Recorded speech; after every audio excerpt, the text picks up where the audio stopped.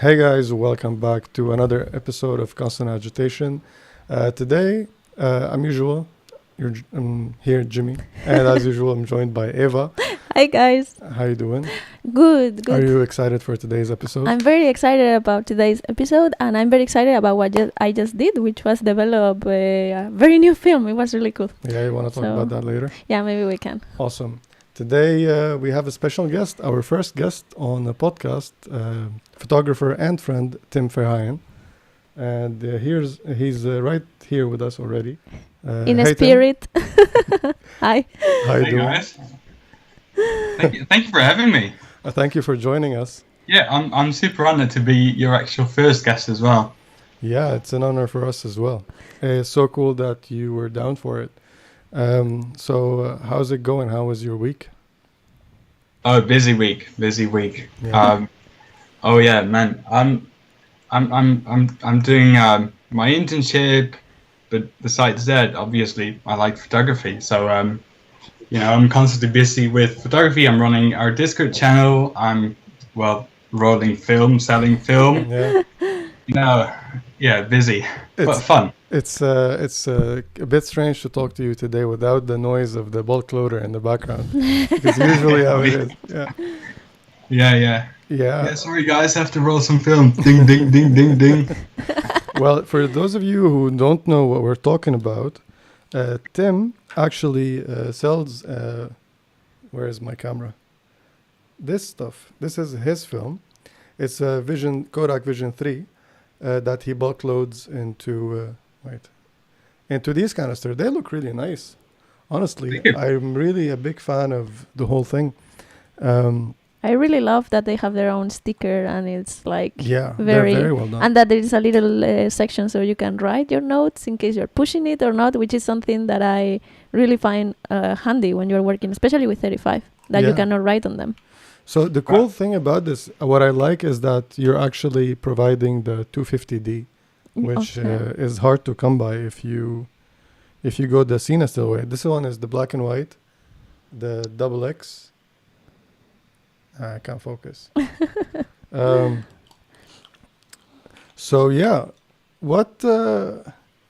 made you decide to start this thing? Oh well, I've been shooting film for quite a number of years, and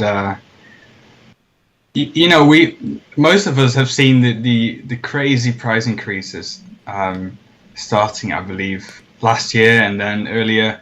Oh no, even 2 years ago, and then earlier last year, Kodak announced more price increases. It's just been crazy, and so I thought I can't really afford keeping up with these prices. So why don't I buy bulk film? And for those who don't know, bulk film is just massively long rolls of film, and you chuck them up yourself into regular canisters. And I realized how cheap that was, and I thought I want to share this with the rest of the world. I want to share this with people who also struggle with the increasing price of film prices.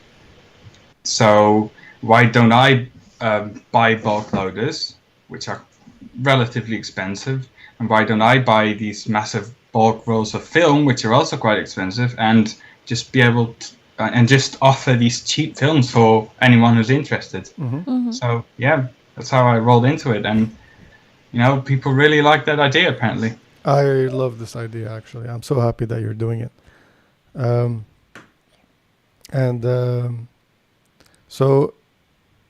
You were also been talking to labs as well in the Netherlands about the development of this.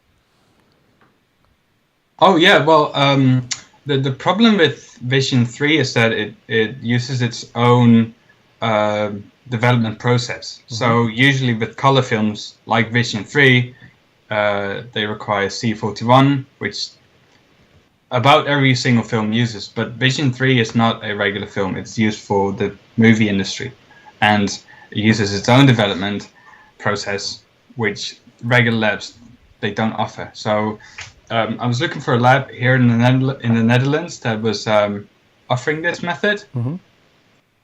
And I ended up finding this single lab. There's only one lab, as far as I know, that will offer this. They don't yet, but they will. Okay. And so,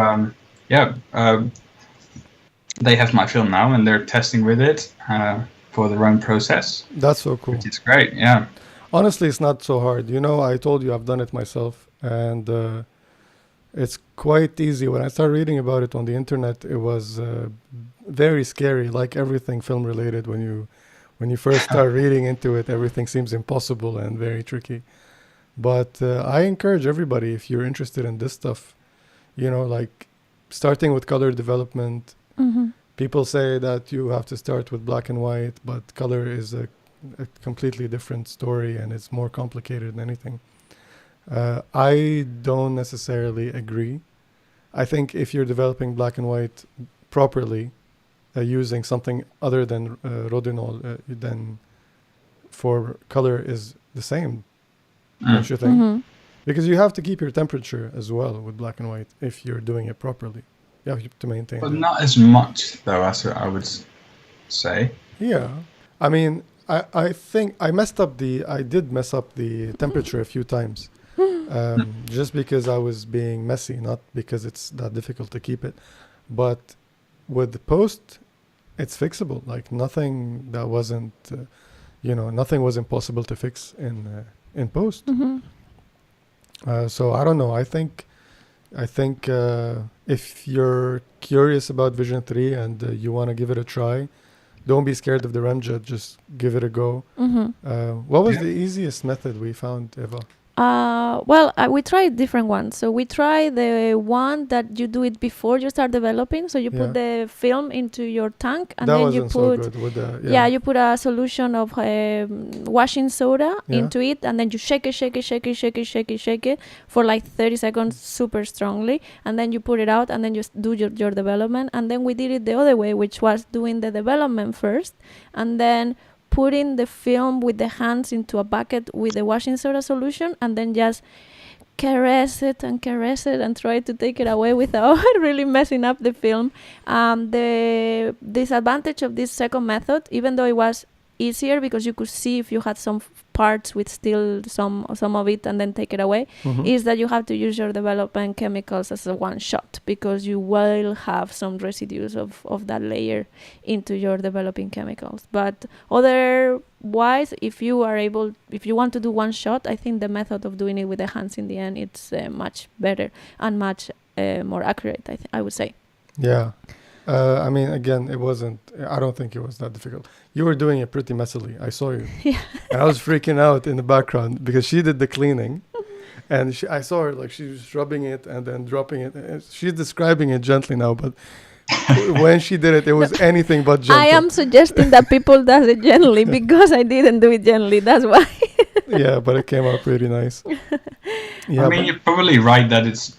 I can't speak from personal experience. I have never developed color film. Uh-huh. I've always stuck to black and white.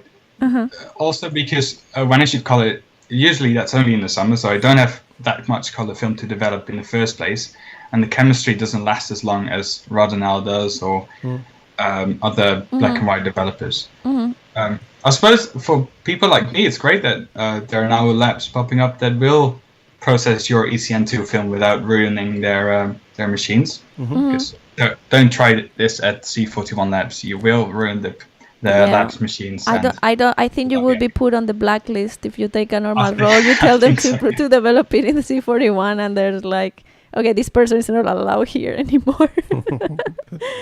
But there is actually an option to get Vision 3 and develop with ECN2 chemicals, which is silver salts, right? We were talking about it. Yeah, but now, before you say that, there are ECN chemicals as well that you can buy. That was a Cinestill? Cinestill made one, Yeah, another company made one. Absolutely. And here's the thing. Let me say this. I kind of like the way it looks with C41 better. Yeah, we were talking about it. That is a little bit more warm with C41, right? And it's not such a huge, incredibly difference. I mean, in post, you can get them to look the same. But if you already have the C41 chemicals, don't stress over it, over like the ECN. And I'm sure I will get a lot of people correcting me about this, but I mean, I'm free to do what I want, I guess. But besides that, Tim is also a photographer. Yeah, He's of not course. just selling film. He's out not there. just selling film. Oh, no, it all comes from a shared passion. Yeah. Yeah. You do enjoy your double X, though, I have to say. You showed Great, a lot of yeah. that stuff. So you've done a few cool projects. I have one of them over here. Check this out. This was the last one, right? That's my first zine. That's the No, first but I one. mean the last copy that you have. Oh yes, This the very last. I mean, I've Yeah. got my own. I've got my own copy, but no one's gonna have this one. Uh-huh. So for the time being, what I'm saying is that if you want one of those, There. you're out of luck. Yeah. Maybe he decides to do another run later. Just make quick print screens of when we're sharing them. Yeah. Mm-hmm. This one is really cool. And From this one too. Morocco. I really like these two shots. Yes. So, yeah, you mentioned that this is the first one. You did another one that in concept it was very cool. Mm-hmm. And very different. Yes. Yeah, we really wanted to talk about that because your two scenes are like almost opposite spectrums of the zine scene, so to speak. So can you tell us a little bit about this other scene project that you have been working with? Certainly, yeah. So what you just saw was that was the first zine I did. And I just wanted to make it cheap and affordable. I just wanted to share this this collection of my photos. Well, that really worked. And then I was playing with this idea of making a zine completely by hand. So not only print the actual pages in the darkroom, but also make the cover, also bind the book. Mm-hmm. And yeah, so that was my second zine. And don't be mistaken, it's a lot of work to make a zine of X amount of pages that all need to be printed in darkroom. Yeah. Yeah. Mm-hmm. Was it difficult to match all the copies to like, because every print is its own exposure, right? Yeah. Every page is a unique exposure on its own. Absolutely. So definitely every print is unique. They're not going to be 100% identical, but I tried to make them as uniform as possible. Mm-hmm. So what I did is just for every single page, so one page is one exposure, one sheet of darkroom paper, and what I did is I just determined for every one of those pages the exposure, and then I just printed them in batch. So I exposed 10 of these sheets, and after exposing those 10, I all developed them in one go. So yeah, they were all the same exposure, but of course you have your within print differences. But I think that's kind of like the charm of it as I well, agree. right? You have your own copy of this book, and it won't not be the same as any other of the copies of the book. You know, it's a bit like the fingerprint of the book. It's like this is like maybe this little thing in this photo, it's like different, or it has a dent or a mark or something from the development that it just like. I think that's the charm and the beauty of it as well. I'm glad you're saying that, because I am a perfectionist, and I was just beating myself up when these inconsistencies were occurring, and there's something you can do about, but you got to stop at one point, because otherwise you can go on for years and years. And I kept telling this to myself as well. You know, they are handwork, and so it's kind of nice to have these imperfections. The first page is a bit of text written on a typewriter that I bought for this project, and nice. I kept mistyping and then having a space in the middle of a word, and I'm like, oh, this is terrible. But you know, it has its charm, to say. I real, agree. yeah. It's a part of the process. Yeah, it's like when painters make like paintings and they sell the originals. There's never exactly the same painting. So, and that's part of it, and that's why we want to have these items as well, right? It's not. I don't want a mass produce copy of a book if I can have my own book. I agree. Yeah. Really cool project. Do you plan on doing something similar any time in the near future or the far? I think I'll have to wait at least 20 years before I think of that again, because I knew this was going to be a lot of work. Yeah. But even when doing it, I found that it's a lot more work than you even think. Yeah. I've paused my darkroom sessions for a bit now. What is the main lesson that you learned from doing this project, if you will have to say? That's a good question. I don't know if I have a really nice answer to that. I'm glad I did it. So even though I knew it was a lot of work. It was a lot of work, and I would say just do it anyway. Yeah. If you have this project in mind, like I had because this was in my head for maybe 1 or 2 years. Mm-hmm. Just do it and see what comes of it, and just be happy and glad that you actually went through with it. Yeah, and I guess, I mean, you spent quite a good amount of time in the dark room getting all these prints and getting, I guess it gives you some sort of experience and getting more comfortable with being around the dark room and doing things in batch, which can be helpful and handy at some point in your photography career, right? So definitely, yeah. Those darkroom skills. Exactly, like pa, left and right. We did get some questions on Instagram. So how about we maybe answer a couple of those? How do you feel? You down? I think he is.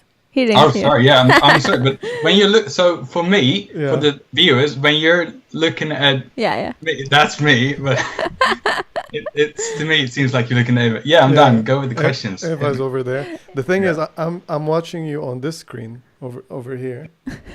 That's you. That's Eva. But that's how you see me. It's crazy over here. Hit me with the questions. All right.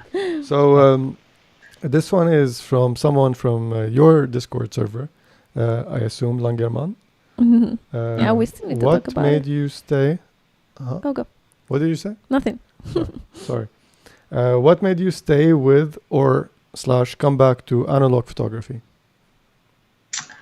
Oh yeah. I mean, I suppose every analog photographer gets this question, right? It's like, why the hell are you still dealing with film? Because it's somewhat of a burden, right? You open up the film door in the middle of a roll and you're like, oh shit, there go all my photos.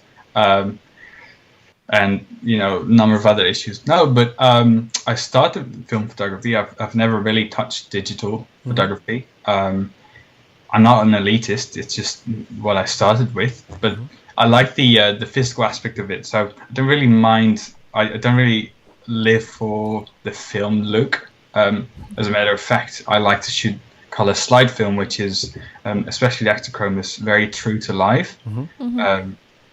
So the film look is nice, but it's not my main goal. I just like the physical aspect. So I go and buy a roll of film, and I know I need this roll of film for a specific idea, and then I have to load that film, and I have to take it out, develop it, hang it to dry, scan it or print it in a darkroom. There's a whole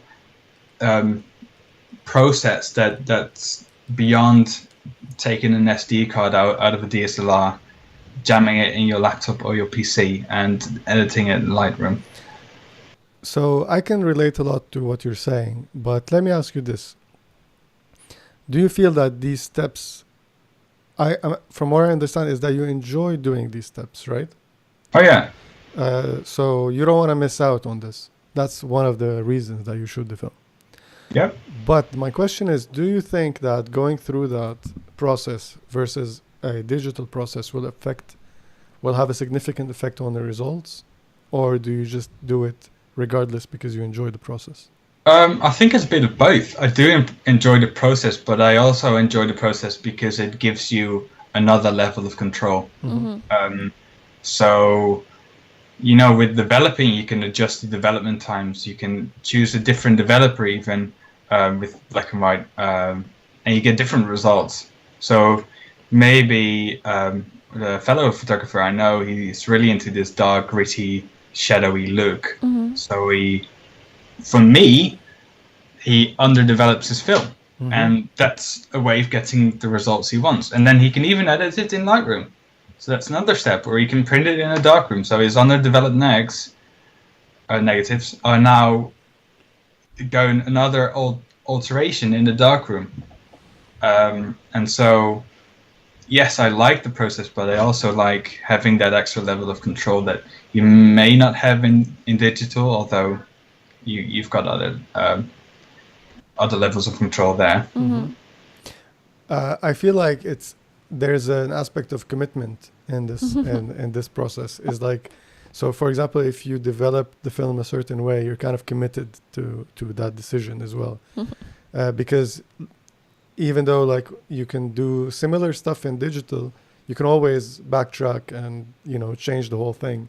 You can take a color image and make it black and white, or do whatever you want with it. But I think with film, once you're committed to a certain path, the way you expose the shot, how many, like you can't take so many repeated frames either. So there is more of a commitment. And I remember this thing about when I was trying to learn how to draw again, I watched one YouTube video, how to draw. That's what I put in the search bar. And I found this exercise. The first video I clicked on, it was a really cool video. I wish I can link it. It was the process was as following. You just take a pen and a paper, look at something, don't look at the paper, and try to draw the whole thing without looking. And then when you're done, when you decide that you're done, take a look at it and then appreciate it. Like, and then like love it, fall in love with, like understand why whatever scribbles you did are beautiful. So I realized that when I started I didn't argue, I just started doing it.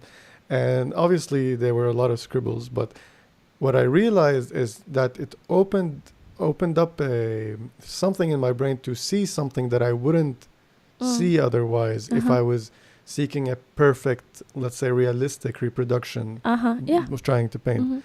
And then you get, I think the same can be said about film, because you get all these crazy processes that kind of force you into maybe like a bit of extreme looks or something like that. It doesn't have to be always that way, but you develop your own style and your own look, I feel like, easier. I don't know what I'm saying. I think you're saying that you're forced into this creative mindset at all times. Exactly. Whereas with digital, you can just play around and like, oh, I don't like these results. Let's just go back to what I had before and let's try something else maybe. Yeah, I think that's the line of thought there. Apart from knowing why you're shooting film, we will also like to know, like, why do you take photos at all? Like, why do you take photos? Yeah, this is the question. This is the question. I knew you were going to ask me this. Good, you're ready. I've been thinking about this all day. Like, why? But I mean, I can tell you why I started. If you ask me why do I still do it, why not? And I think Jimmy, that you actually gave a very good answer to this question in the previous podcast, where you say it's just so normal. Why wouldn't you take photos? And I mean, if I see something really cool, really pretty, or just something interesting, I want to take a photo of it. It's just the way it is, right? It just seems so natural to me. And I was thinking maybe that's not even a limited thing for photographers, or maybe it is a limited thing for photographers, but not for people in general. Maybe if people had picked up a camera a while ago and stuck with it, they'd be in that same mindset, because those people see the world in a different way, perhaps, than people who just, oh, look, it's a pretty building, let's keep on walking. A photographer may go, oh, look, that's a pretty building. I bet it's nice on this angle and with this lighting. So it's a little bit, isn't it like the question of what comes first, the chicken or the egg? What comes first, the mindset of taking photos or the camera in your hand? Like it's a little bit like that. I want to ask you a question about the Morocco zine. How was it like? How was your trip to Morocco? Like walking around. with a there's a lot of landscape shots, but there's a few shots also of strangers, like the cover, for example. This photo right here. How did you get this shot, for example? How was the experience taking photos? I was going to say taking photos of people in Morocco is incredibly difficult, but obviously that one wasn't, because that guy obviously wanted to be on the photo. That photo in particular was taken in the Sahara Desert. He was one of the tour guides, and I just asked him, "Can I take your photo?" And this was in a super rushed moment because we had to pack up before the sun rose because it'd be getting really hot, and get on our dromedaries and go back. But yeah, he was fine. The other photos were a lot harder to take. Like this one, for example. Yeah. So I don't have the camera here at the moment, but I brought my Nikon F3, and with the F3 you can take off the viewfinder. So you can have this waist level viewfinder. Yeah.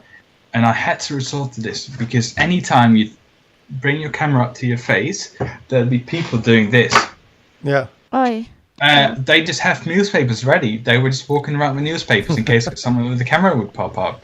And so I learned from this and started just carrying the weight or the viewfinder in my pocket while having the camera on my chest or on my belly, and just having everything dialed in and snapping the photos as people were walking by.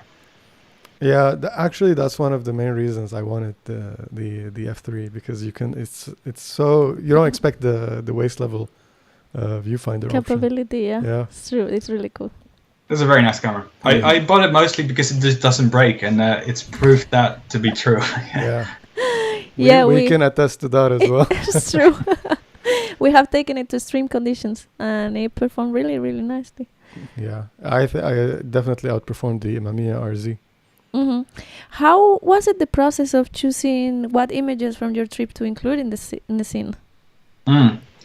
Yeah, that's difficult because there's two things. You want the best photos, but you also want a nice cohesion, and sometimes the best photos don't match with the other photos in the zine. If you bring up I can bring it up myself.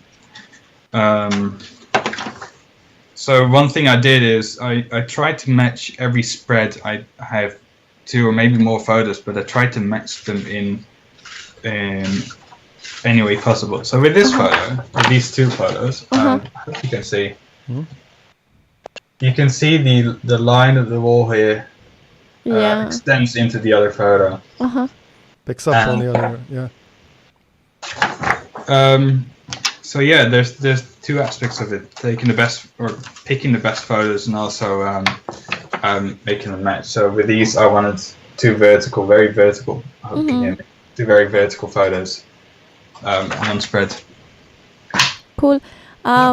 Yeah, I guess it's a bit of a design work as well. It's not only about, these are the photos I like the most individually. It's more how they can work with each other as well. Yeah, because in the end, it's not just a number of photos thrown together. It's one collection of work. It's a whole entity, and not just separate entities together. And for your other zine, the name is Silver and Red, if I remember correctly.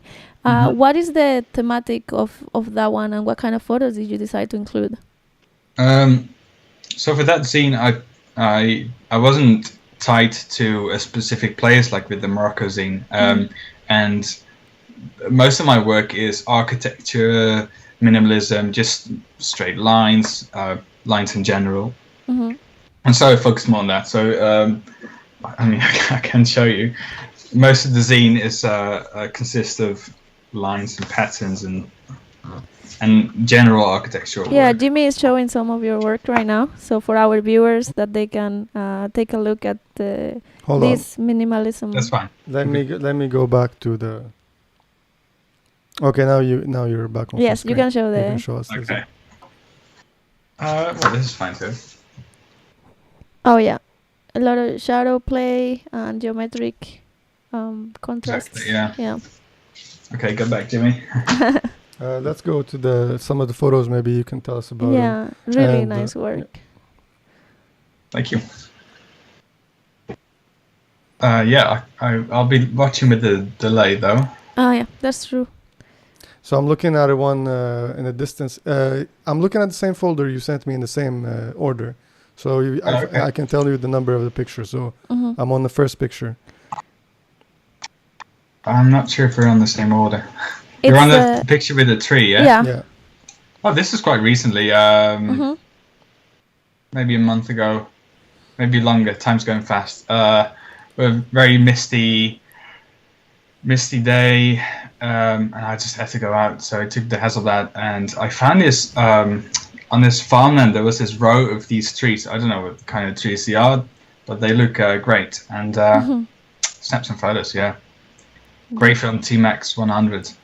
Nice. Lovely. They look like they're ready for spring at some point.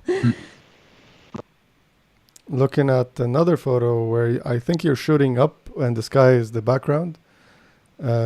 Building, straight lines, tiles on the ceiling. Oh yes. I really like this one. Me too. It's so This cool. is what I talked about earlier. This is Ectochrome, and it's just such a fantastic film. I love shooting slide in the summer when colors are very vibrant and out there. Yeah, this was here in Amsterdam. There's quite a lot of new buildings, and I love them because they're so liney. There's so many lines going on. Yeah, I found this building is great. I have to say I'm impressed with the dynamic range of this Really of this good. shot because the Yeah. sky is bright and you're. I mean, I don't know how dark was the underside of that building, which I assume that's what I'm looking at. Yep, yeah, I'm shooting straight up. Yeah, it's kind of like a bridge thing happening. Yeah. And it's very nice. I love also the. It feels like the photo is split in half, Yeah. and you get two different tones of the sky. I think this is one of the photos that you kind of have to look at it from a distance to appreciate how Yeah. beautiful it is. It also has like the different tones in the ceiling Mhm. of that, so It's more like a gradient. yeah, it's really nice photo, and also a bit. It makes you think like, what am I looking at? What is it? Is up or is it down? What's up? What's down? This one is pretty nice as well. Looking at a, I wonder if I can show you what I'm looking at. Side of the building. Hold on. Yeah. Yeah, it's a curvy building with the wooden windows. Yeah. Mm-hmm. This is the same place. This is almost if I had stood still in the same place and turned the camera down, you'd be looking at this. But yeah, again, lines. I like lines and blues and reds. It's such a great film. Yes. I'm flipping through as well. There's one where it's just a wall and just texture basically. Yeah. So this is what I'm really after. I don't really need to show what's in the photo, or I don't care about showing the actual subject. This can be anything, and I just for me it's just a pretty object, and I just want to take a photo of it and just strip the subject away from it because it doesn't add anything to the photo. Again, another bridge of some sort with a building. After that there's a landscape photo with the trees and purple fields. Were those lavenders? Yeah, I believe. Yeah. I don't know. They don't. Eva is saying, No, I'm she's saying our yeah, plant yeah. expert. No, I'm not a green biologist by any means. So no. Was it purple in real life? Oh yeah. Like I said, It's Ectochrome is Ectochrome. super realistic in terms of color. So this is pretty much what you'd see in real life. It's a very nice landscape. It is very good. Oh, I like this one too, with the hills. I think, Tim, you're also really good at exploiting the square format as well Yeah, in your I love compositions. square. Yeah, I think Jimmy is starting to love it as well. Good. yeah. I've been shooting nonstop with the what's it called? Mamiya 645. No, what am I saying? Mamiya C220. Yeah, the TLR. Oh, I love this one. Yes. It's the underside of a bridge, black and white, and Mm. it's just going like. It's an S. It's really nice Yeah, very very nice. because you get the concrete. What film is this, Tim? I believe. I believe it's Fomapan 100 because Okay. I know this shot is the round building. Yeah. Mhm. Yeah. Because there's a very nice texture of the concrete as well. Mhm. It's a nice film. I like it. I mean, with medium format, it's hard to kind of. Even my least favorite film still performs. Oh yeah. Well, I'm not gonna mention what it is, but they know what it is. This one is really, really That's one nice. of my favorite. The two that are together on the basketball court or the court of some sort. It looks like a Um, basketball court. Will he tell us or will he not? Mm. Dun, dun, dun. That one, the second one, is my favorite. I have to say, I forgot what I was gonna say. Yeah, if you're listening to this podcast, this is a reminder that you should absolutely come take a look. And if you don't want to, you can always check the links. Mm-hmm. We have Tim's Instagram page and also his website if you want to pick up some of that Vision 3. Yeah, I'll check the portfolio as well. And Mhm. stay tuned. Maybe he drops a zine all of a sudden. And it was that fun. Maybe. Well, I can't make promises, but maybe something's in the works. Oh, I have to say, as a customer and getting a film from him, he was very on point on time. So I have to give my own review of being a customer for his film, and I totally recommend it to anybody that want to get some vision. I love this Thank one you. that I'm looking at. I really like it. Uh-huh. You see the parallel of the Mhm. chemtrail? This I is what we don't were believe in talking. chemtrails, but I don't know what else to call it. Let's call it a vapor trail, I don't know, or That sign or thing. something. Yeah, and the building. Nice catch. Very, very, very beautiful. And the Yeah. other one that cuts. And I like it. I mean, it's creamy and it's very low contrast in this particular scene. So I Would you really like say it. this like the building is on the overexposed side? That's why it kind of looks like that. Yeah, it is. Yeah. It absolutely is. Yeah. Very nice. Very, very nice. I really like your shots. Thank you. Did you crop this one or did you use a different camera? I did crop it. It's a 6x7. Nice. Yeah, what you're looking at now is actually from the same roll. So all shot in the Mamiya RB67, which is no longer in my possession because I sold it. Oi, oi, oi. Because 6x6, that's the way to go. I thought you threw out your RV down the window, but I guess you Yeah, actually sold it. and then I sold it. Just to give it some. I really like those ones of the skate part as well. Yeah, did you see the one with Mhm, the guy? yeah. Maybe he's in pain. Maybe he's dying of laughter. He was will never screaming when know. I took that. Oi, oi, oi. What happened to him? Well, he's not wearing a I- shirt, so Oh, Oh, but it's such a powerful photo, actually. it is nice. It makes you feel, like when you look at it. It's very cool. Oh, this one is cool. I don't want to rush through these photos, but I feel like this is a podcast and we should be talking. Yeah, true. Or maybe play some music while we flip through these. Uh-huh. But again, go check out Tim's work, yeah. to Mhm. see more of these and take all the time to enjoy these photos. Can I ask you a question? Maybe you don't have to answer, but are these photos, this photo that I'm looking at right now, maybe has something to do with your maybe coming soon or not soon project? maybe. Maybe. Okay, good enough answer. Cool. The ones that you were showing before, they had some borders, Yeah. which I'm curious about because it says safety Kodak. Yeah. So that film is actually Ektachrome plus 200. No, Ektachrome plus is 100. It's Mhm. Ektachrome 200. So that's obviously no longer being made, but this film especially expired in June 1985. Oh, Um, wow. It's a really old film. But it was frozen ever since it was bought, and so I bought a brick of this, and it performs like it's new. It's so great. Yeah, I was gonna say, I don't feel the Spirey vibes. I don't know. And also, slide film doesn't really hold up that well to... Oh no, terribly. Yeah, so... I was gonna ask you. I know you shot a decent amount of expired slide. Mm-hmm. Was it all frozen, or did you maybe take some risks with other stocks? No, I think if you keep going, I saw some photos of Ektachrome expired in 2005, definitely not stored properly, and it was purple. Oh, Yeah, I think I'm alright. looking at that photo right now. You will see it in a second. It's Yeah. a building, white. So this photo is kind of it's kind of exaggerated because this was sunset and a Okay. very purple sunset. Mm-hmm. But yeah, this film is purple and even slightly corrected for. But I find that if you have expired slide film that's turned purple, you can correct for that color cast with the film border. So that should be completely black, and if you correct for that, gets really spot on. Mm-hmm. That's cool. It's nice. I have not seen a lot of people shooting expired slide, so it's Yeah. cool to have some examples. Yeah, it's really nice to know that it holds up. You don't do any compensation, right? I think you mentioned that already. No.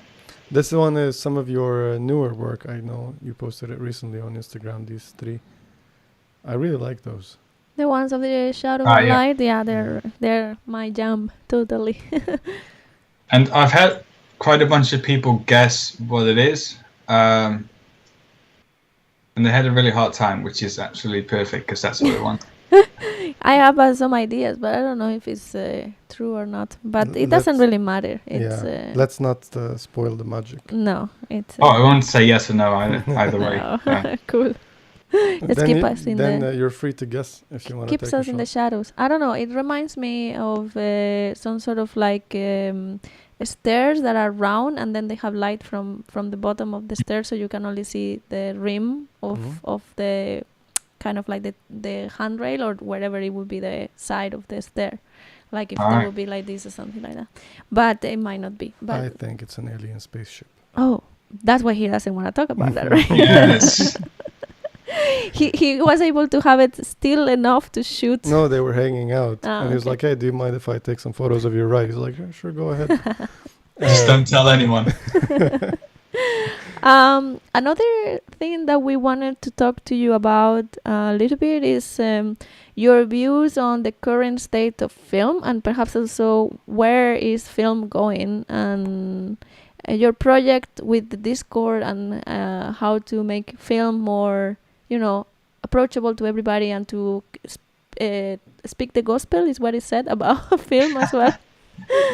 Well, speak the gospel. I mean, I like film and I like people shooting film, but I won't say choose film over digital because digital sucks. No, No. yeah. Mm-hmm. Yeah, the current state of film, I don't know, man. I think there's this wave of people who like that physical aspect that I talked about before, and you see this in vinyl as well. I mean, so many people ditch the CD now, and they're listening to vinyl. What was that? They're listening to vinyl instead. Oh yeah. Yeah. I mean, people with complete collections of so many records. And I think that really is the same mindset as people shooting film. Because in the end, you sort of have the same idea. You're listening to music either on a CD or on YouTube or whatever, or you're shooting film or digital. It's the difference is that you have this physical aspect to it, and I think that's what attracting people currently a lot. Whether that's gonna hold up, I don't think so. I think film is gonna phase out. I don't know when. I'm not an expert on this. I really want no. I don't want anyone to tell me when it's going to stop because I'm just going to enjoy it as it lasts. But yeah, and I think film is going to be there in let's say 50 years. It's definitely not going to be as mainstream as it is now, because even now we're seeing this struggle to keep film affordable, to keep film stocked up everywhere. Yeah, I'm not sure, man. What do you guys think? I have to strongly disagree with you. Not because it's what I want, it's because it's what I need. No, I'm just kidding. It's not because it's what I want. Obviously, I want it to keep happening. And here's what I can say. Unless it's feasible to produce film It will always be around in some version. And regardless of the technology advancement and the convenience aspect of it, it's still going to be an artist tool as long as it's possible to make. And here's why. Photography didn't kill painting. I don't think we disagree on this. I definitely think film itself won't die, and like in the slightest sense of that, we have plate photography. People can just make their own wet collodion plates. That won't die. People will still be able to make it. I think a larger issue is that right now we have 35mm film, which requires quite difficult processing machinery, factories, and in small scale it might be possible, but then I'm reminded of One Instant and other small projects that try to take up these projects that factories were doing, that massive companies had taken on themselves, like FP100C. Pack Film died, and now we have One Instant trying to do this as well, but they're doing it by hand, and it's incredibly expensive, and you don't get results that match it in any way, shape, or form. Yeah, the thing about One Instant is that, and Pack Film it as a thing itself, is that Pack Film, as far as I understand the concept of Pack Film, it has two main use cases, right? It was either you're shooting instant film for your friends and family, whatever, you're taking photos and you want to instantly look at it and have a small print. Or as a professional photographer, you're using it to check your lighting, setup, or check your exposure, whatever you want to do. And for these two use cases, it's as an art tool, it's not crucial, and it's not that, how do you say, like when you take a 35mm photo, you can make the different size of prints out of it. And that's the idea, is that you have the look of that film stock, and then you have all the things that you can, like the rest of the process that you can apply to that frame, and then get the final result that might differ in many different ways.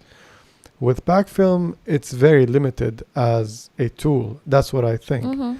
And that's why not a lot of people are very upset that it doesn't exist anymore. It's a cool thing, it's a novelty thing, but it's not a thing that makes it or breaks it. Yeah, and I think as you were mentioning, the two uses that they were used for, we have other tools that have replaced that. Yeah, right? I would much rather check my exposure or lighting with a digital camera than waste well, not just because it's rare, it's because even when it was available, it was still expensive to use it as a test shot. A frame, I believe a frame on my film, I can bracket, it's cheaper than shooting one thing and then look at it. I don't know. I don't think slide film is necessarily a good example, maybe to project or to estimate what's going to happen to the rest of the medium, just because. Oh no, I think what I meant more so was that let's say that the 35mm films, as we know them, they die. So the production just stops. Companies give up on it because demand has dropped. So what I expect then is that you have individuals or very small companies trying to keep it alive by doing this by hand, because they can't run an entire factory that has very meticulous processes, very, very precise quality checking. That's super difficult. Here's what I think. I don't know exactly what's the difference between production-wise. I don't know the difference between something like, let's say, Kodak Portra and something like, let's say, Color Plus. All right, they're both by Kodak. I don't know why one is more expensive than the other. I understand that it's marketed as a consumer film and a pro film. I don't know why one is more expensive than the other. The materials, I guess. The process, it might be different. I have no idea. But here's what I can say. there used to be different versions than Portra, but they slowly phased away. Now you have different speeds.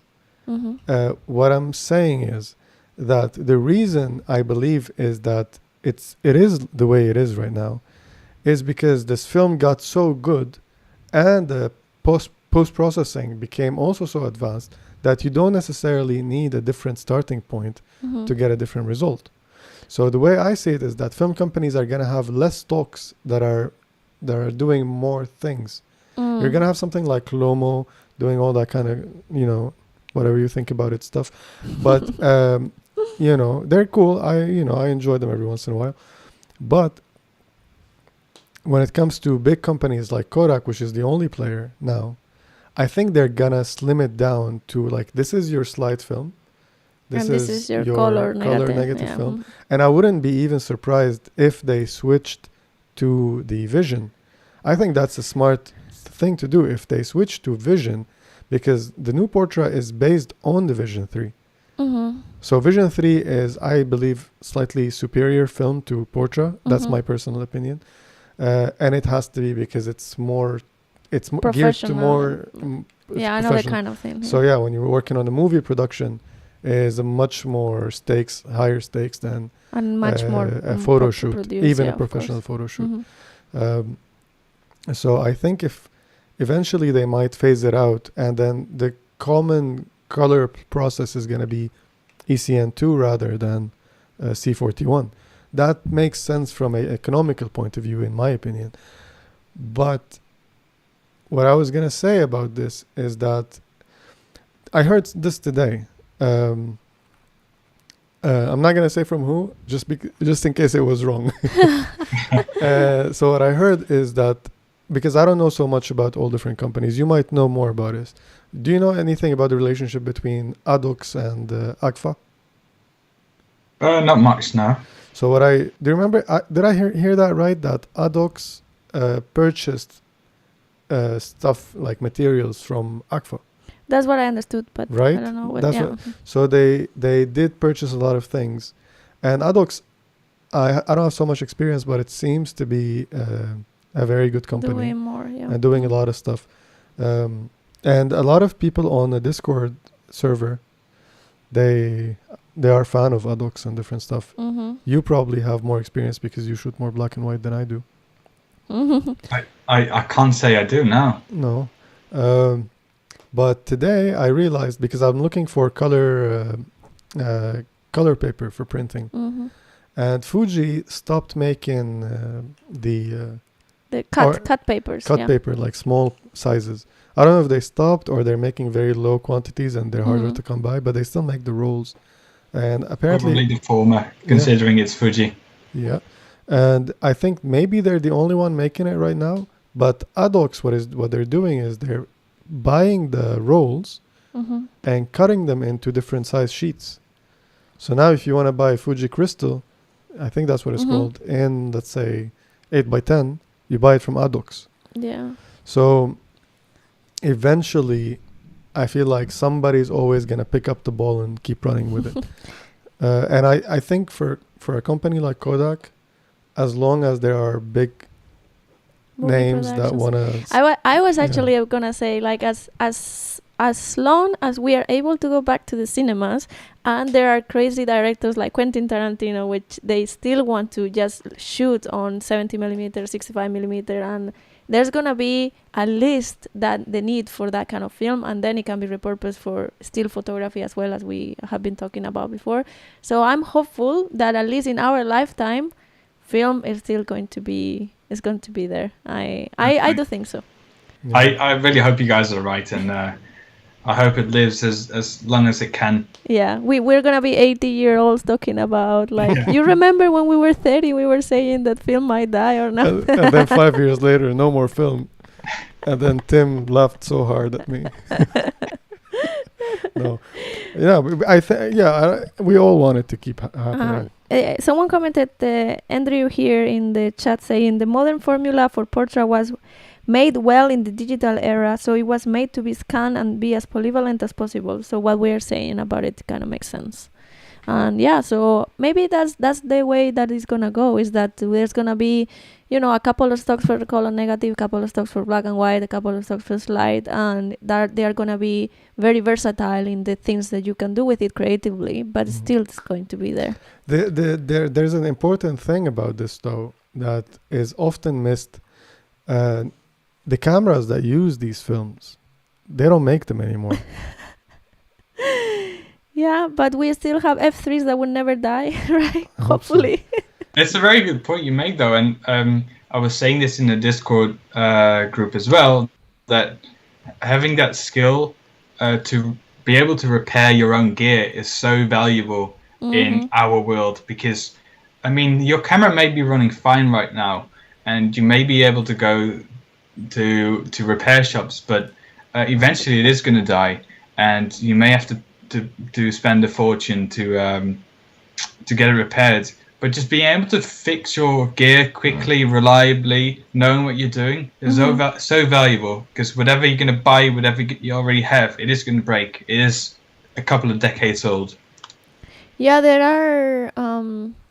It's true. Like the most striking example I have come across with this is I was very settled into getting a Yashica Electro 35 that would work, because I really like how that camera looks, and that camera is well known for having a particular issue with the mechanics that maybe only some copies around the world don't have that problem.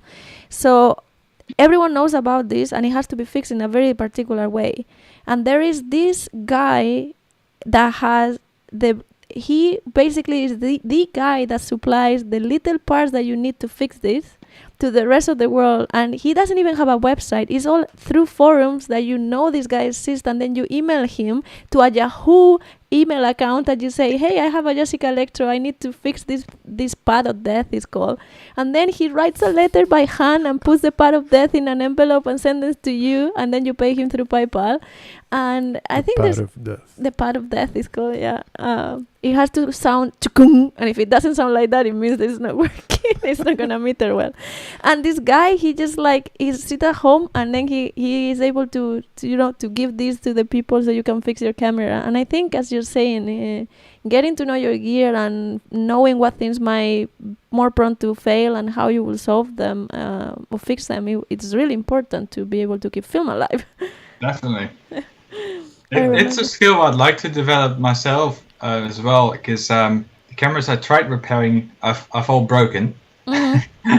So and funnily enough, I used to own two Yashica Electro 35s. I have one left now because I sold one, but when I got the first one, the seller mentioned that it was broken, and they described all the characteristics of a corroded wire. That's also one of the issues in that camera. Yeah, true. Like, I'm gonna fix this. I'm gonna just take this camera apart and I'm gonna fix this because it's easy. Yeah. So I get the camera, and it indeed showed all those characteristics. I take it apart, and the wire is pristine. It's fine. There's nothing wrong with it. I'm gobsmacked, because if that's not the issue, then what is? And then the second camera arrived maybe 1 or 2 weeks later.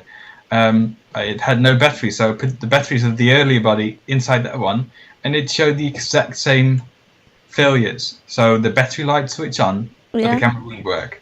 Okay. This camera was supposed to be working. What's going on? And so I have a feeling I know what's going to happen. My repair was turning the battery around, upside down, and shoving it back in the camera. And both bodies worked flawlessly. Oh, cool. So before you get your camera repair skills up to date, maybe just try flipping the battery. Yeah, I mean, this camera in particular, I don't know if your camera came with because it was made for the original Mercury PX 65 batteries, I think it is, and now they don't sell them anymore because Mercury. So you have to either buy an adapter to put one of the other ones. So I'm not sure if yours came with the adapter or you were able to somehow came with something and then they were upside down because of the adapter or something like that. I think mine came with the adapter that was pushed in the wrong way around. Yeah, so that's why maybe it's not so easy to see what's positive, what's negative, because the batteries are inside this adapter. So well, you were lucky then. You got a faulty camera that was perfectly working. Yeah. Nice. We got a couple more questions from our friend Brian. I have to say though, I think we already answered one or like some parts. So I'm gonna just read everything because it's so hard to read and listen at the same time. What do you look for when these are questions for you, by the way, Tim? Okay. What do you look for when shooting black and white? I think this is the part that we didn't answer. So I'm gonna read the whole thing. What do you look for when shooting black and white? What about color film? Does shooting one over the other inherit different styles or of shooting? I think it's Yeah, absolutely. It's completely different, and that's why I also like to only bring a color film or only bring a black and white film, because you just get into this different mindset when you're either shooting color or black and white, and having both with you, you're really like in this split personality problem where you're looking in both color and black and white. So with black and white, I look for patterns, and I mean, you've seen the photos. I look for lines and patterns and big blobs of nothingness in the photos. I love that. With color, it sort of overlaps with what I just described, but I also look for nice colors. It very that's quite an open door, but I think color film is therefore also more difficult to shoot because you have this extra dimension that is color, and you don't have this with black and white. Yeah, it's irrelevant in black and white unless you're playing with filters or something like that. Yeah, which is the next step. I mean, colors are something I look for. You've seen the color photos. I love when I've got these bright popping colors in the photo. Yeah. You do I have to say, from looking at your work, you do a very nice job, in my opinion, kind of choosing and isolating your colors. Like, you're more selective than myself, at least, when I'm taking photos. And it's funny because today, when you were talking about like the split personality kind of thing happens when today I shot 2 rolls, and I shot one Lomo 100, and then I shot a Washi S. Yeah. And before I fired the first frame of Washi, I just kept walking around looking at colors and like, nope, it doesn't matter. Keep walking, just stop it. And it was kind of easy because of the way I did it. I was shooting Lomo as if I was shooting black and white, but I was still allowing the color to come into play, because Lomo 100 is, as any 100 film is a how do you say, a slow film. Yeah. So if you meter it a specific way, it's gonna be contrasty. And when on sunny days like today, that's why we were kind of late today. It was a mess to start this thing. It's the first sunny day in like 3 months or something. We've been so gloomy, and we couldn't. I'm sorry, Tim, for the mess in the beginning, but very chaotic. Yeah, we couldn't miss out on the day because the rest of the week might go back to being cloudy. So we had to go out and take these photos, and because it was like sunlight, no clouds in the sky, it was like, give me all the contrast level 1000. Just meter for the highlights and go. So it was kind of easy to make the jump. But yeah, as you said, if color plays a role in your image, when you shoot color, answering to Brian's question, I think you have to kind of reset your head and just look at light and shadow when you go for black and white. Yeah, and textures and all that, because I'm also very into this minimalism and this texture and this detail stuff like Tim is. Sometimes it's hard when the color has to be also put into account, because it's no, I want to focus on this thing, and then the color might be actually bothersome or not fit really the style that you wanted. So it's like, oh, I wish I was shooting black and white for this particular shot. Yeah, like for example, if you have, very stupid example, but if you have a patch of dirt that's super nicely structured, and you want to take a photo of it, you probably want to choose black and white. Because if you do it in color, you have this super boring brown colors, and if it doesn't have an interesting color aspect to it, why would you bother with color? It will just make your photo less interesting. But here you couldn't help yourself. I'm showing a photo on the screen. This one is slide, right? It's color film, yeah. Right. But still, I wanted to make this point, is that when you learn how to shoot black and white and you practice with it and you master it and you get like really good at seeing the world in blocks and shapes and lights, then you can, it doesn't matter, like you can use color film as if it was black and white. And this one, you can tell because there's a hue, but I wasn't trying to make this like to show this to kind of counter your point. I'm actually agreeing. I'm looking for the other one. This one here, the one with the under the bridge, the one we commented on with the gradient in the sky. Yeah. This photo will look good on both color and black and white. But I think the color makes it even better. I disagree. I would disagree. I think the I don't like cloud or blue skies in black and white for this reason. They get quite dark, and so the bridge itself is in the shadows, and I think it wouldn't stand out as much as it does in color film. It does stand out more because, of course, you're adding a whole element to the photo. To the What you image, guys don't get me, what I'm saying, is that compositionally speaking, it doesn't matter. It's as powerful in black and white. If you, for example, I think if you use a what would it be? A blue filter, a light blue filter, you would still get a bright sky. Or no, a blue filter will make the sky darker. Yeah, darker. Hold Has to on. be yellow. The other opposite. A yellow filter, and then maybe a light one, and then you will keep your bright gradient sky. Wouldn't a blue filter make the sky lighter? Isn't it? A red filter would make sky darker, and a blue filter would make it brighter. That's Really? what I thought. I thought the blue should make it. Why? I'm always confused. Because it blocks the light. It doesn't register. It doesn't go in, so it blocks it out. Yeah, that's true. Always think opposite. Yeah.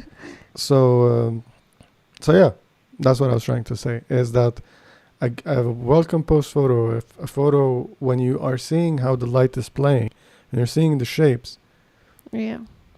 What I'm trying to say here, that learn how to shoot black and white for people who are looking for advice maybe, and learn how to shoot black and white, and then when you take those skills, remember the Vivian Mayer episode, we talked about this. When we're looking at Vivian Mayer's work, we noticed that when she shoots color, you can see elements of her black and white photography still there. Like you can tell that this photographer is trained in black and white. So I feel like for the most part, it's the same, except for the color element of the photo.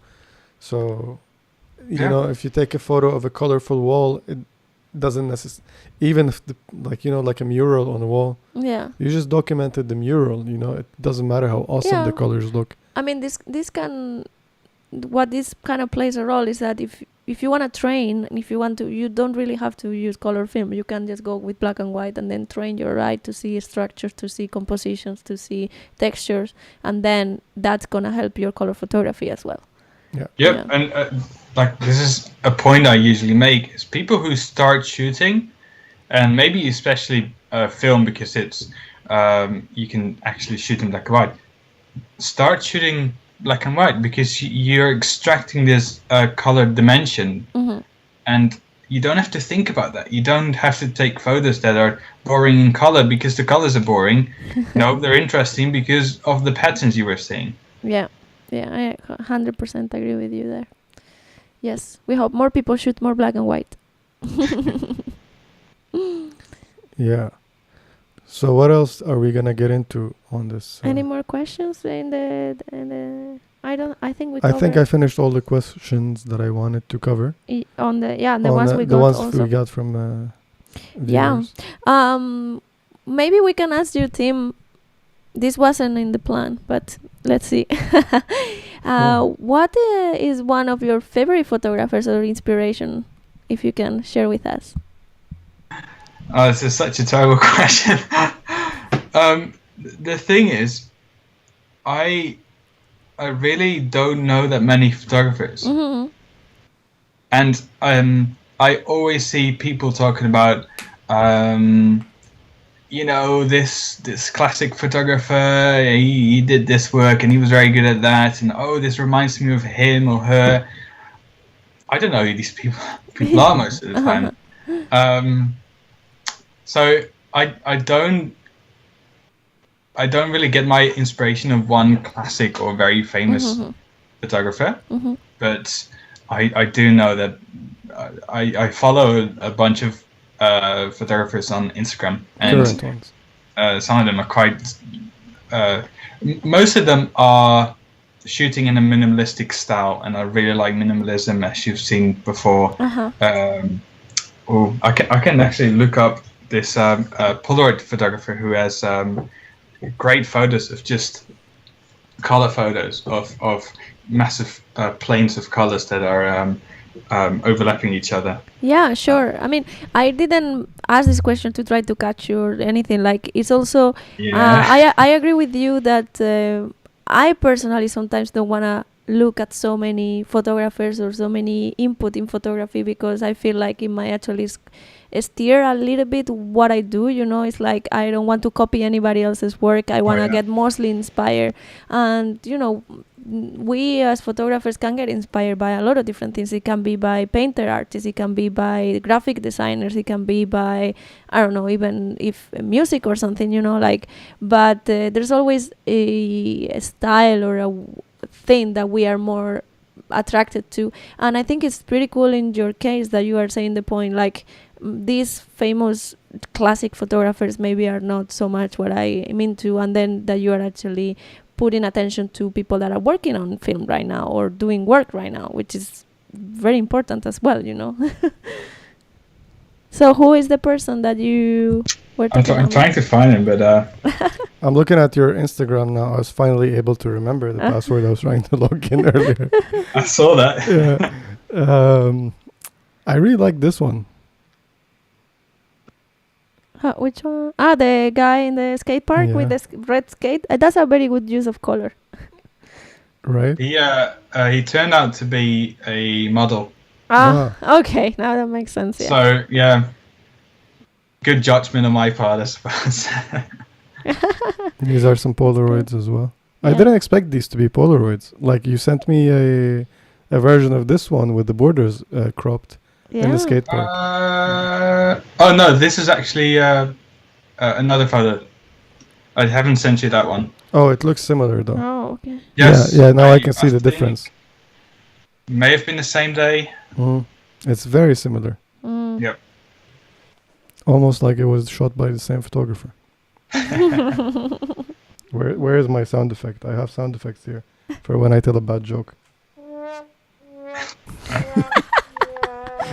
I knew you wanted to use that at some point. Finally, I get to use my soundboard for the first time in the podcast history.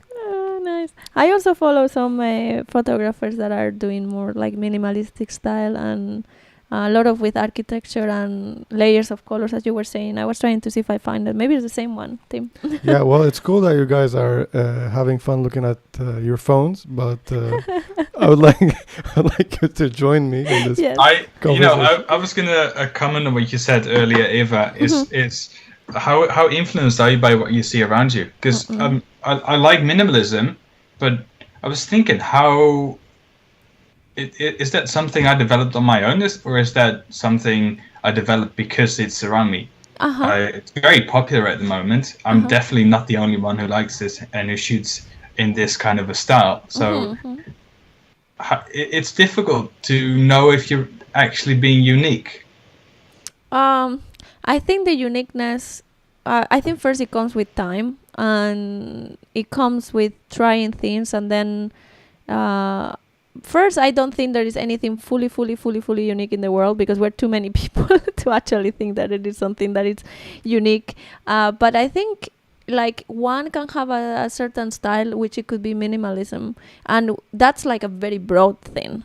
And two people that are into minimalism, they might not be attracted to the same type of subjects within minimalism, like, so I think it's important that we just, you like minimalism, and then you will show us how you see the world and how you see minimalism around you with your photography in particular. And that would be unique to you, because the moment and time that you are somewhere, it's different from other person, right?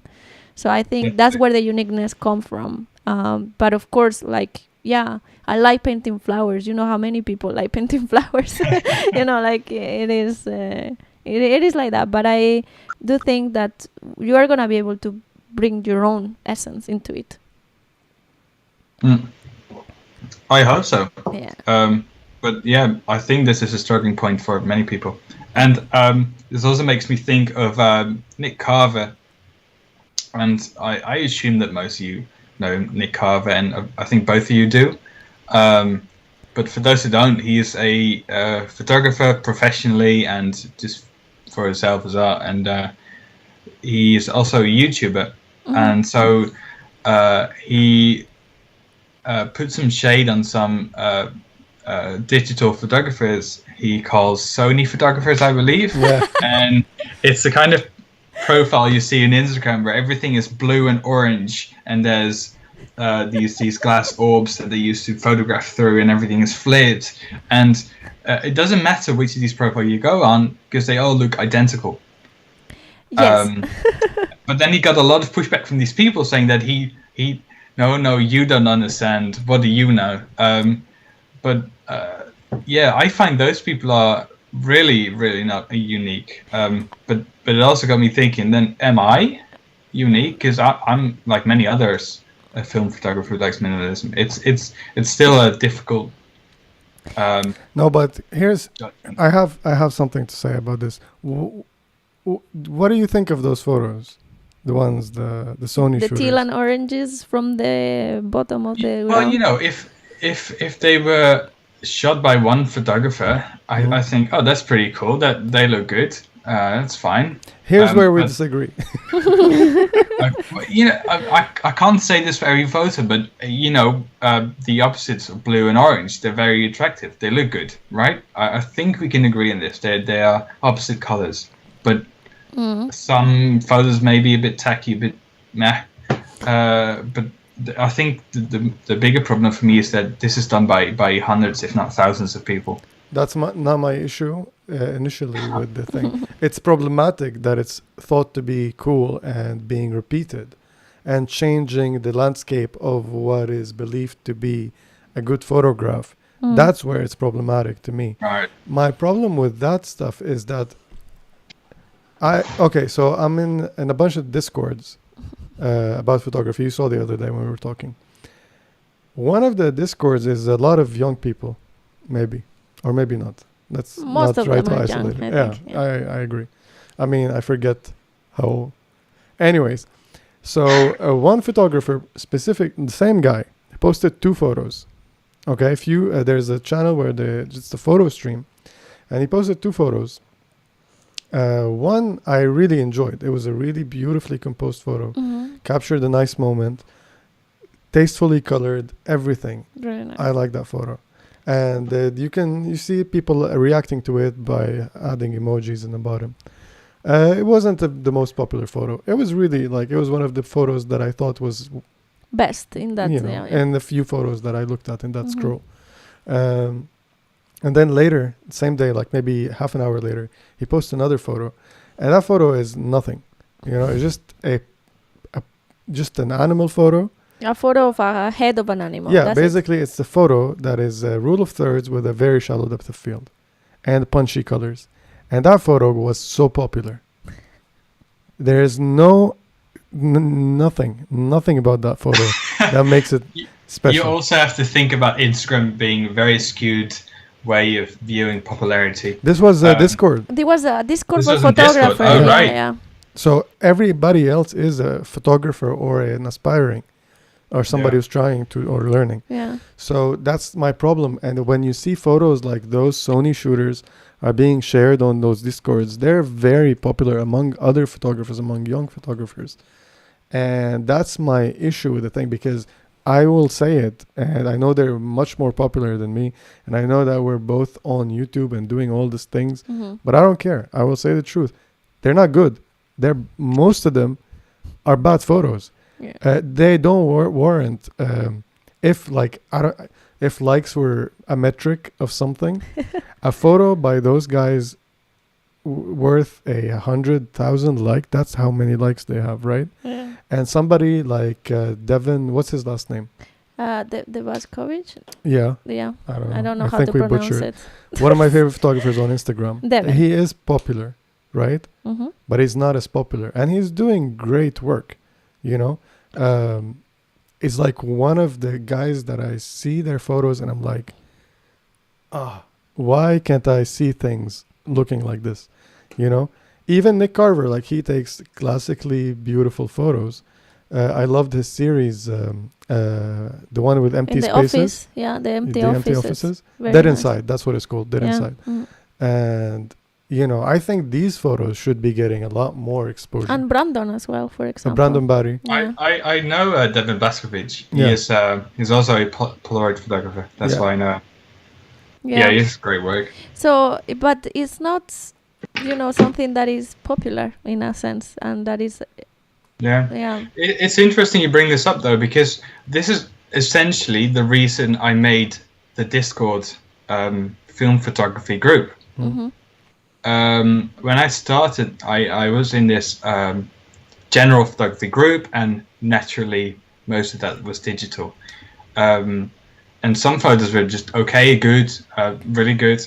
But then there were other photos that were really almost objectively terrible. I know this is hard to say because what's good is bad in someone else's eyes, but it was, in my opinion, objectively not a good photo, and people were praising it, and it seemed like this echo chamber. And as soon as I or someone else would give like really careful feedback, like maybe you should have done this or thought of this, people would get mad and say like, oh, boo you, this is a really great photo. And it felt like an echo chamber, and it kind of sounds the same as what you described just now, Jimmy. Mm-hmm. And I want to talk about the point you made where that you try not to look at other work because you're afraid to be here's the thing. At this point, everything, unless you're making something that has never been made before, everything is the derivative of something. Like if you think about a different art form, music, for example, or cinematography, there are set shots that you have to adhere to. Like there are rules. Music, if you try to make a sound that doesn't fall on a note, it's not going to sound pleasing to the ear. And people will differ from you. I come from the Middle East, and we have a different scale. We have different music scales, and we have different tones. So we have like semitone. So the Western music is tones and semitones. We have quarter tones, 8 tones, and 16th tones. So basically, you're splitting the difference between much more multitonal than Well, that's the thing. It's called microtonal in the Western world, and that if I play you a tune on these scales, you will tell me you need to tune your instrument because your instrument is out of tune. It's making noises that should not be, and so I understand that. But still, there has to be some kind of value structure that is not just based on hype. Based on hype.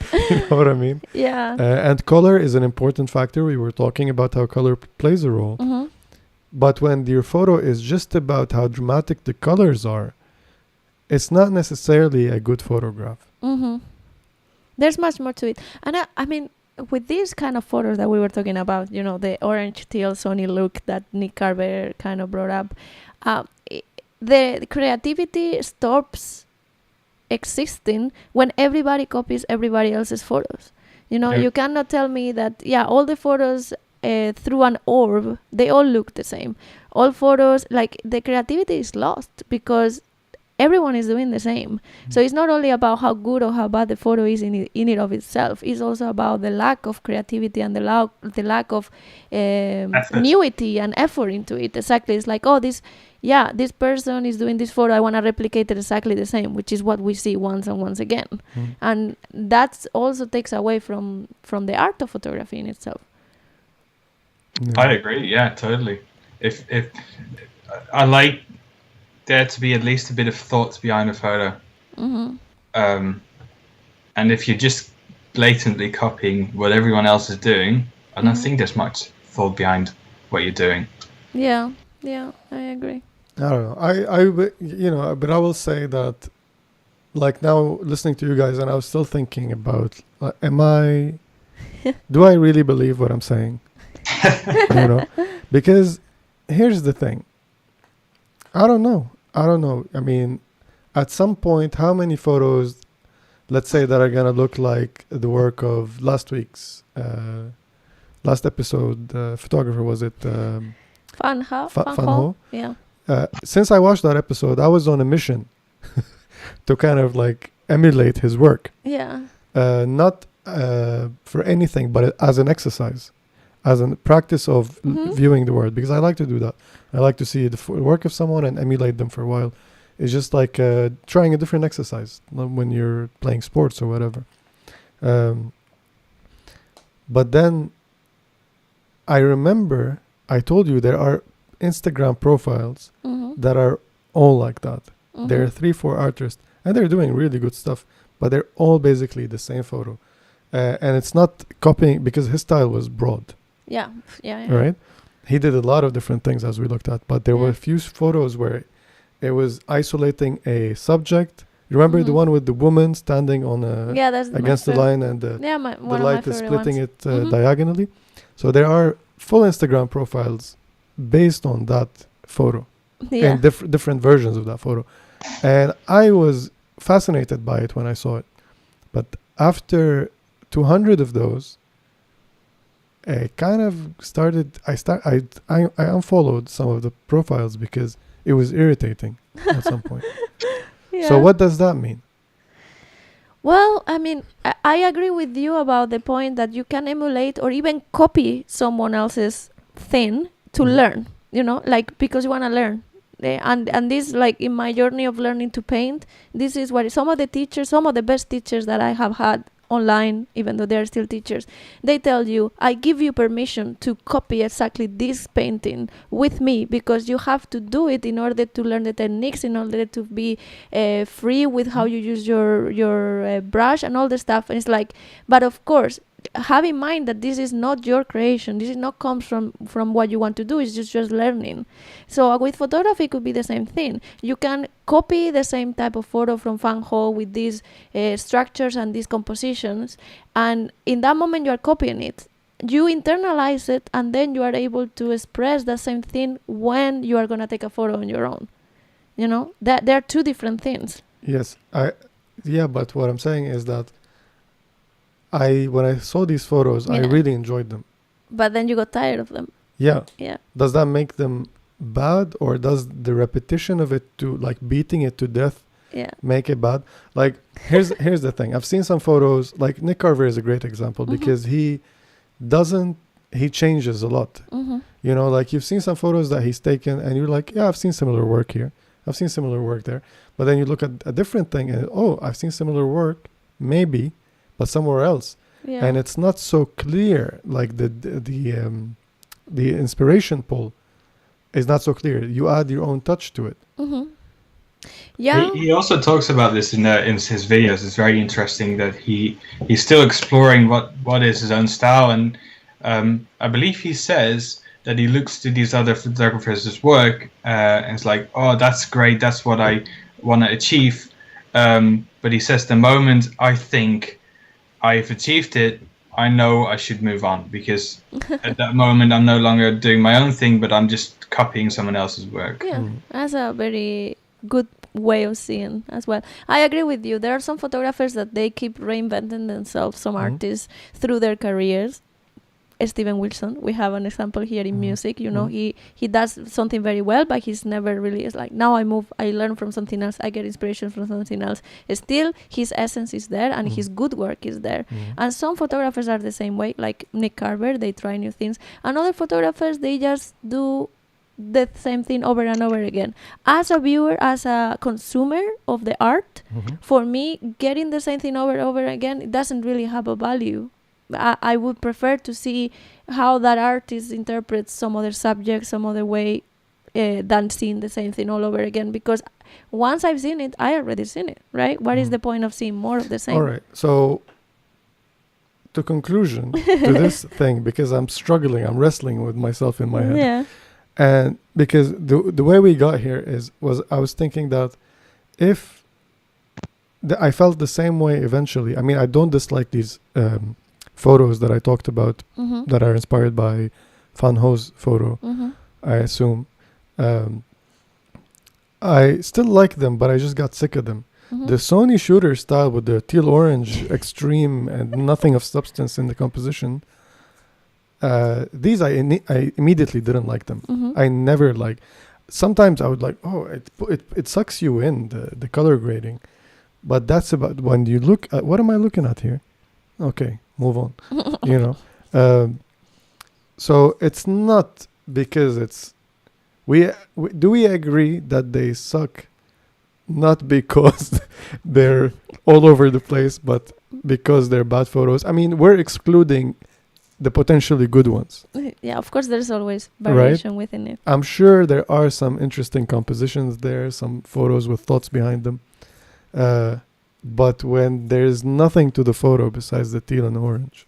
Yeah. To me, it has no value per se as photography so much. I think I'm inclined to agree. Cool. You are so polite, Tim. You're so polite. I was just thinking, Jimmy, you're gonna have so much hate from all these Sony shooters who are now gonna just bring it on, like flood you guys' YouTube channel. Dude, bring it on. You know when I got kicked from a server, I told you that story. Just call Nick Carver and he'll have your back. Yeah, I did. I tried. He's ghosting me right now. But maybe he didn't see my messages. I did. I was just. It was just a fan mail that I sent. But what was it? What were we gonna say? That I'm not worried about the hate coming from them. No. We have a saying, but I'm not gonna say it. So mysterious. But I feel like it's not just my opinion. I feel like I don't know. I mean, we were here trying to come back to like the repetition or the things that are not good. You can have repetition in something that is good and that it works. I think maybe if we had to summarize or maybe give an advice is, if there is a photographer that is doing something you really, really like, try to copy it, learn from it, see how you can implement it with other things that you like, and then make it yours, and then move to the next thing that you might like, learn from it, and then you don't get stuck into a style or specific type of look. You develop yourself as an artist, and then you can implement that in the future in the next things that you create. So I think that's kind of like the overall summary of it. I think you're right. And you gave a very good example when you tied it to music, because that's how you learn music as well. You play other people's tunes, and then eventually you will be able to create your own. Yeah, like writers, you read books and then you create your own story. But here we have Tim that says that he decided not to look anywhere. And look, I have to say that that's not necessarily a bad thing. Because, I mean, you've seen photos. You just didn't care to check who they are and get hung up to them and like watch more of their stuff. In the beginning, I'm asking you, like when you first picked up a camera, you've already seen photos. I mean, we are always. But when I picked up a camera, I had no idea about photography at all. Yeah, but you've seen photos. That's what I'm saying. Yeah, and I've seen great photos, excellent photos.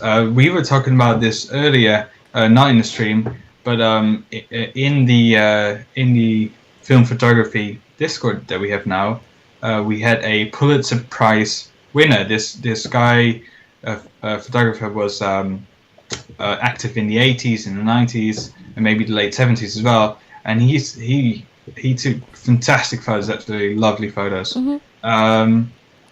And I love seeing them. I think they're so great, and I really enjoy looking at them. But I've just never really been busy looking at these really great and classic photographers. Do you want me to remind you of the name? Yes, I keep forgetting his name. I'm sorry if he's watching. I'm sorry. I admire your work. Stuart Bowman. There we go. Yeah. Yeah. I also really like the photos you showed me. Really beautiful photos. Yeah, fantastic. Yeah. You were saying something. No, I just wanted to say that I even though educating oneself is important, knowing very particular people's work is a bit overrated.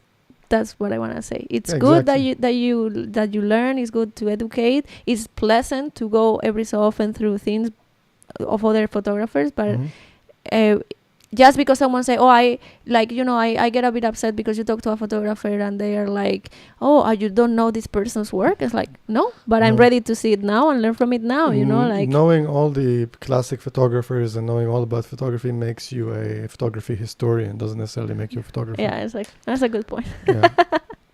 And there's always time to learn. That's also why we want to cover some photographers in the podcast, bring it to people. But it's, as you said, it can be just for joy, for enjoyment, not necessarily to improve your photography skills.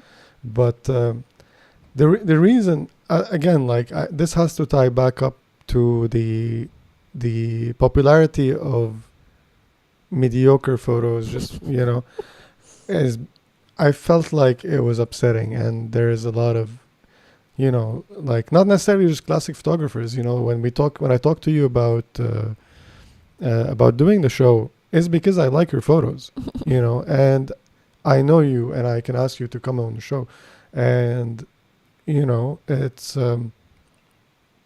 important to highlight this.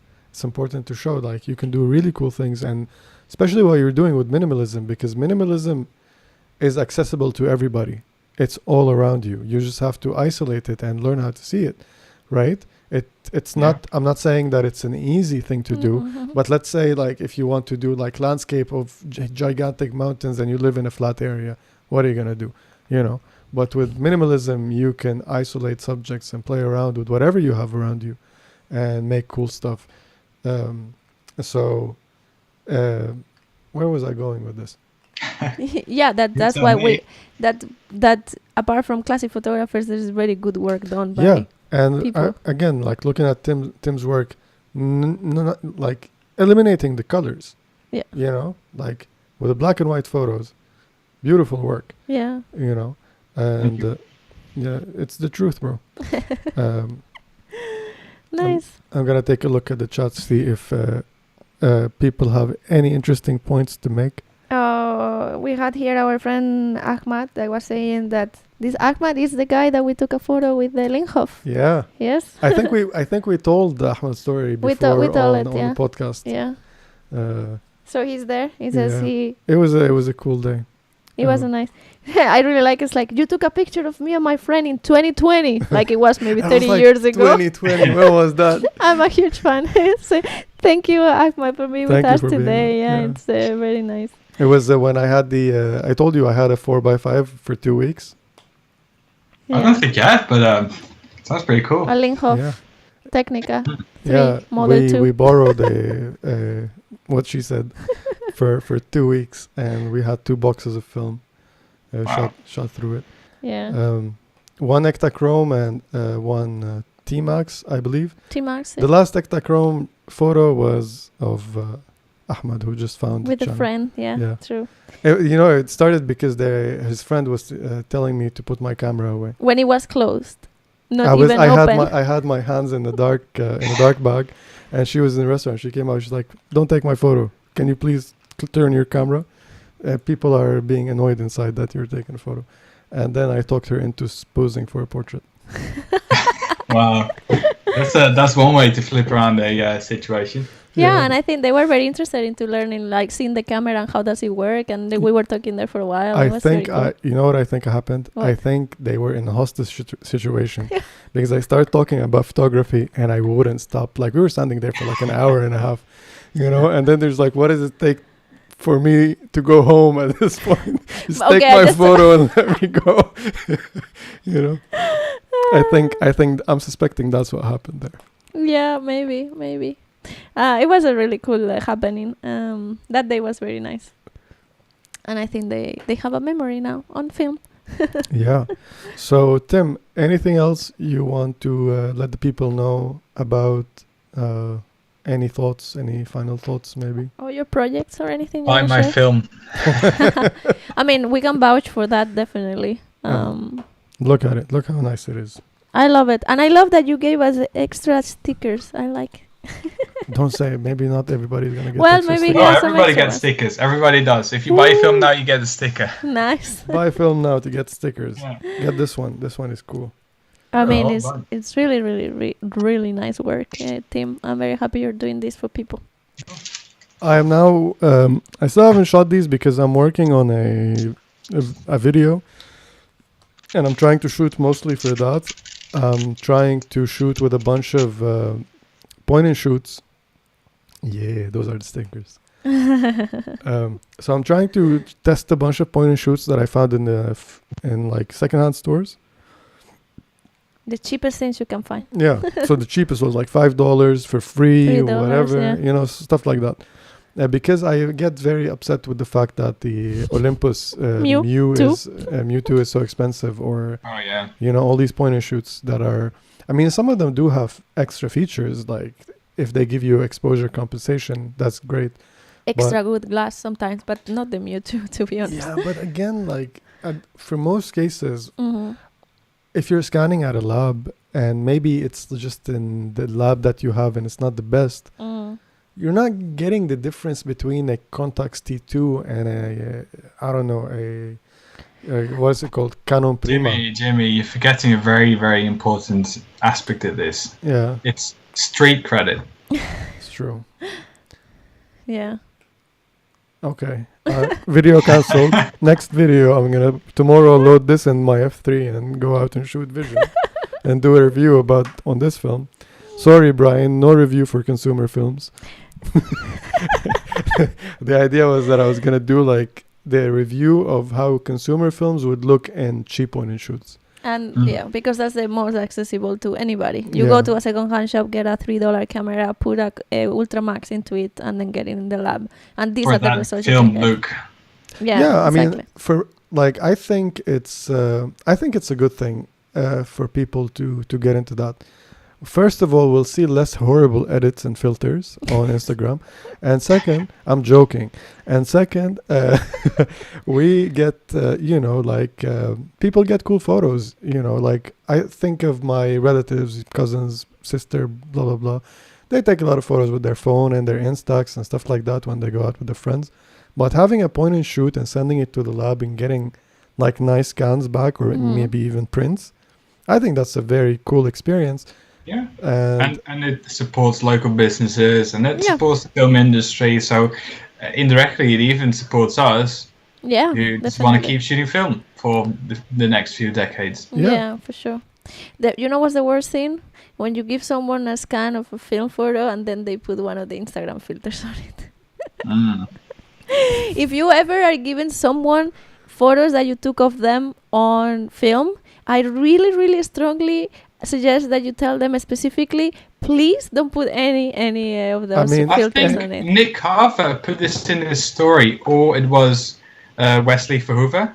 It was either of the two who said, if your client edits your photos after you've already sent them to them, you're doing a bad job. Nick definitely. Nick put it on the thing. Nick, so it was I Nick. saw it. Yeah.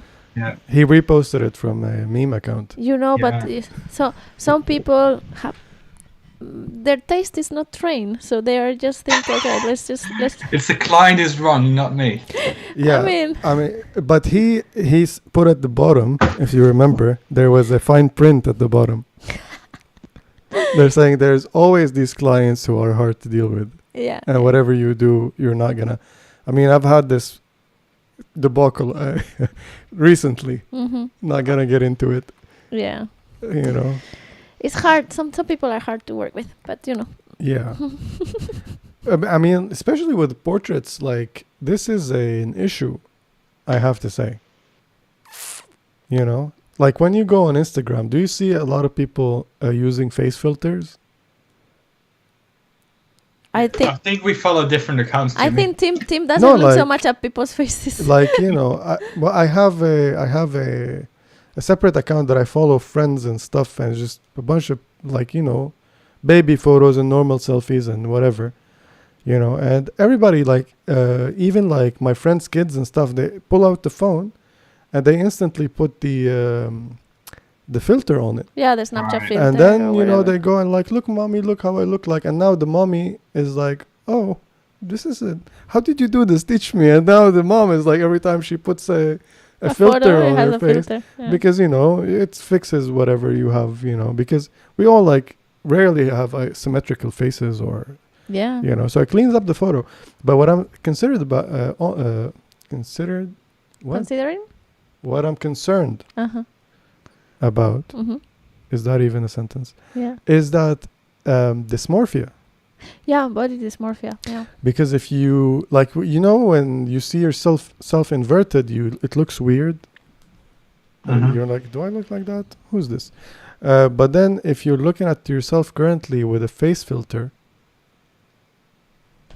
and then you see a photo of you that doesn't have a filter, it's gonna look. It's not gonna look like you. You're gonna be disappointed.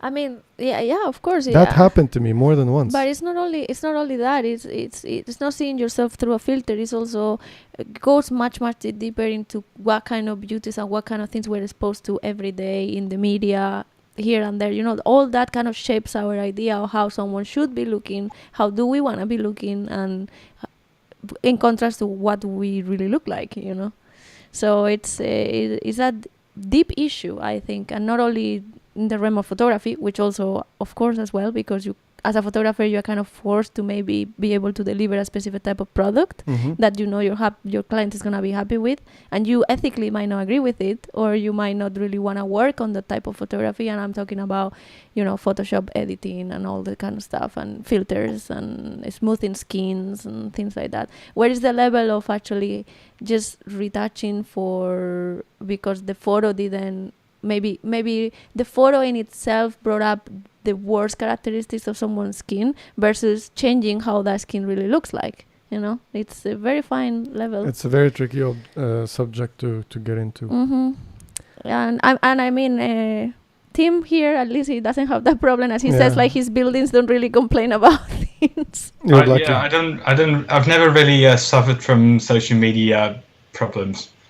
I think people are very concerned with how they seem to other people, especially on social media.